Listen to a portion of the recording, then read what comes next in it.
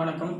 நான் வந்து நாமக்கல் மாவட்டம் ராசிபுரம் வட்டம் கூனவானப்பட்டி புதூர்ன்ற ஸ்ரீ அழியா இலங்கையம்மன் கோயிலேருந்து மேற்கு சைட்லேருந்து 1 கிலோமீட்டர் வந்தால் நமது அளவாய் மலை அப்படின்னு சொல்லக்கூடிய சித்தர்மலைன்னு சொல்லுவாங்க நம்ம லோக்கலில்.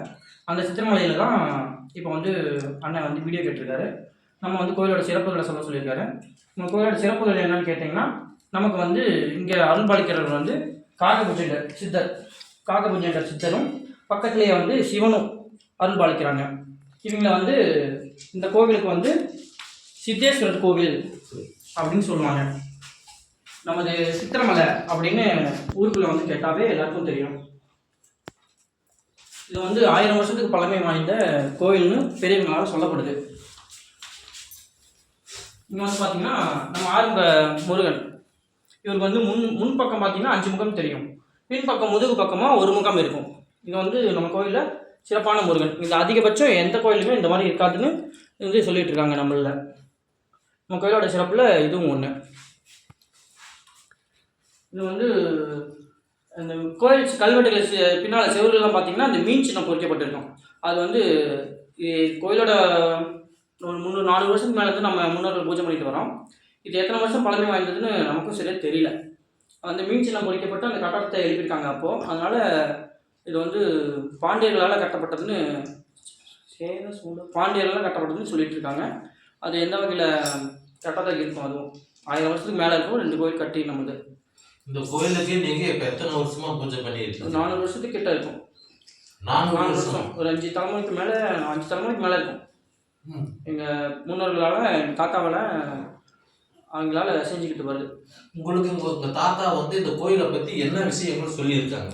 இங்கே சொல்லியிருக்காங்க வந்து நம்ம திருச்செங்கோட்டு மலையில் இருக்கிற அர்த்தநாரீஸ்வரர் வந்து இந்த மலையில், அதாவது மேற்கு சைடில் இருக்க அந்த மலை உச்சியில் வந்து நின்னதாகவும், இந்த மலை வந்து 100 அடியோ 1000 அடியோ என்னமோ மலை இறங்கிட்டதாகவும், அதனால் என்னால் இந்த பாரம் தாங்க முடியல, உங்களோட பாரம் தாங்க முடியலன்னு அர்த்தநாரீஸ்வரர் சொல்லப்பட்டு இந்த மலையை பாரம் தாங்க முடியலன்னு சொல்லி நம்ம திருச்செங்கோட்டு மலையில் போய் இருந்ததாக ஐதீகம். மேலே வந்து சிவபெருமான் அர்த்தநாரீஸ்வரனுடைய பாதச்சுவடுகள் இருக்குது. அதுக்குன்னே வந்து இன்னும் ஒரு சில ஊர்க்காரங்க வந்து மலை ஏறி இன்றைக்கும் பூஜை பண்ணிட்டு தான் இருக்காங்க. அப்புறம் இந்த வடக்கு சைடில் வந்து கோட்டைக்கல் பெருமா கோவில்னு ஒன்று இருக்குது. மேலே சும்மா சின்ன சிலை மாதிரி தான், கல் மாதிரி தான் இருக்கும். அதில் வந்து சித்ரா பௌர்ணமி அப்போ நம்ம வந்து விளக்கு தீபம் ஏற்றி அது வழிபடுவாங்க. அது வந்து நம்ம ஊர் லோக்கலில் இருக்கிறவங்க வந்து மலை ஏறி வழிபடுவாங்க. இந்த மாதிரி நிறைய ஊரில் இருந்தும் அடிக்கடி மலை ஏறி தீபம் ஏற்றி விடுவாங்க. இந்த கோயிலுக்கு எந்தெந்த காலகட்டங்களில் சிறப்பு பூஜைகள்லாம் நடக்குது? எந்தெந்த காலகட்டம்னா, அமாவாசையிலேருந்து காலையில் 9 மணிலேருந்து சாயந்தரம் 5 மணி வரைக்கும் இங்கே சிறப்பு பூஜைகள் நடக்கும். பௌர்ணமி வந்து நைட் பௌர்ணமி பார்த்திங்கன்னா வருஷம் ஃபுல்லாக 10 பௌர்ணமி நைட்டில் நடக்கும். வந்து பங்குனியில் வந்து இது ஐப்பசியில் வந்து அன்னாபிஷேகம் நடக்கும். பௌர்ணமியில் அந்த அன்னாபிஷேகம் வந்து பகலில் நடக்கும். மற்ற எல்லாமே நைட்டு 9 மணிலேருந்து 12 மணிக்கு உச்சிகால பூஜை தான் நடக்கும்.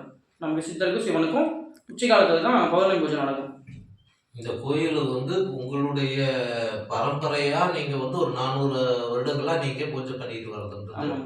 இந்த விஷயத்த வந்து உங்களுக்கு சொன்னது யார்? எங்கள் தாத்தா சொல்லியிருக்காங்க. உங்கள் தாத்தா சொல்லியிருக்காங்க. உங்கள் தாத்தாவுக்கு வயசு இப்போ எத்தனை? வந்து அவருக்கு ஒரு 60-70 ப்ளஸ் இருக்கும். 70 ப்ளஸ் இருக்கும். 70 ப்ளஸ் இருக்கும். 65 மேலே தாராளம். இப்போ நீங்கள் வந்து இந்த அளவுக்கு இந்த பூஜை பண்ணுறீங்க, ஆத்மார்த்தமாக இந்த கோயிலுக்கு மக்களினுடைய எண்ணிக்கை எந்த அளவுக்கு இருக்குது? இப்போ வந்து பார்த்தீங்கன்னா ஒவ்வொரு பூஜைக்கும் ஒவ்வொரு விதமான கூட்டங்கள், அதுக்கு தகுந்த ஆட்கள் வருவாங்க. இப்போ சஷ்டின்னு பார்த்தீங்கன்னா, அந்த சஷ்டி பூஜை பண்ணுறவங்க வந்து பொருள் கொடுத்துருவாங்க. எங்களால் இப்போ பழைய டைமில் வர முடியாது அப்படின்னு சொல்கிறவங்க வந்து பொருள் கொடுத்துருவாங்க. அந்த மாதிரி பிரதோஷத்துக்கு வந்து இதுக்குன்னு ஒரு 20-30 டிக்கெட்டு வந்து வருவாங்க, மக்கள் வருவாங்க. அதுக்கு வந்து சிறப்பாக அன்னதானமும் ரெடி பண்ணி கொண்டு வந்துடுவோம். சாப்பாடு ரெடி பண்ணி கொண்டு வந்துடுவோம். பிரதோஷம் தேய்பிறை அஷ்டமிக்கு வந்து பைரவருக்கு, காலபைரவர் பின்னால் இருக்கார், அவருக்கு வந்து தேய்பிறை அஷ்டமிக்கு பூஜை ஆகும்.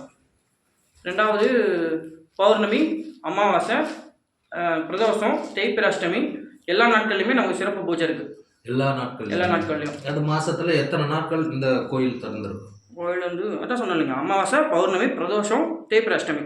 தெரியும். சஷ்டி அப்போ சிம்பிளாக ஒரு 5 பேர் இந்த மாதிரி வருவோம்.